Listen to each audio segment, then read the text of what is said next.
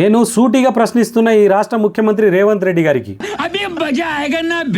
మూసీ పేరుతోటి మీరు చేస్తున్న దందాలు ప్రజలకు క్లియర్ గా అర్థమైపోయింది. రేవంత్ రెడ్డి గారు, మూసీ పునర్జీవానికి మూసీ ప్రక్షాళనకు తేడా తెలియని మీరు మూసీ ప్రాజెక్ట్ ఏ విధంగా చేస్తారు? ఈరోజు మూసీ ప్రక్షాళన చేయాలంటే పేద ప్రజల ఇళ్లే కూలగొట్టాలనా? ఈ రోజు మీరు కూలగొట్టి మూసీ పునర్జీవం చేస్తామంటున్నారు కదా, ఆ పేద ప్రజల భూములు తీసుకుంటా ఉన్నారు, పేద ప్రజల ఇండ్లు కూలగొడతా ఉన్నారు. ఆ ప్లేస్ లో మీరు ఏం కడుతున్నారో చెప్పండి. ప్రజలకు అది చెప్పాల్సిన అవసరం చాలుంది.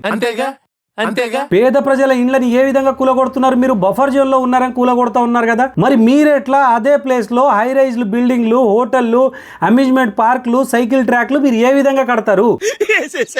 మీరు కట్టిన బిల్డింగ్లకు బఫర్ జోన్లు ఉండవా? అంటే బఫర్ జోన్ పేరుతోటి పేద ప్రజల ఇండ్లను కూలగొట్టి ప్రైవేట్ ఆస్తులను మీ బినామీ పేర్ల మీద చేసుకొని ఆ హోటళ్లు మీరు కట్టుకోవాలి, మీ యొక్క ఆస్తులను పెంచుకోవాలని చెప్పేసి పేద ప్రజల బతుకులను ఆ మూసీలో తొక్కేస్తున్నది రేవంత్ రెడ్డి గారు కాదా? దీనికి సమాధానం చెప్పండి రేవంత్ రెడ్డి గారు. బఫర్ జోన్ పేరుతోటి కూలగొడుతున్న ఇండ్ల ప్లేస్లలో మీరు వాటర్ బాడీ చేస్తా ఉన్నారా? హై రైజ్ బిల్డింగ్ కడతా ఉన్నారా? దీనికి ఫస్ట్ సమాధానం చెప్పండి. డిపిఆర్ ఎక్కడుందో, డీటెయిల్ ప్రాజెక్ట్ రిపోర్ట్ ఎక్కడుందో తీసుకొని రండి. అది ప్రజల ముందు పెట్టి అప్పుడు మీరు మూసీ ప్రక్షాళన మొదలు పెట్టండి.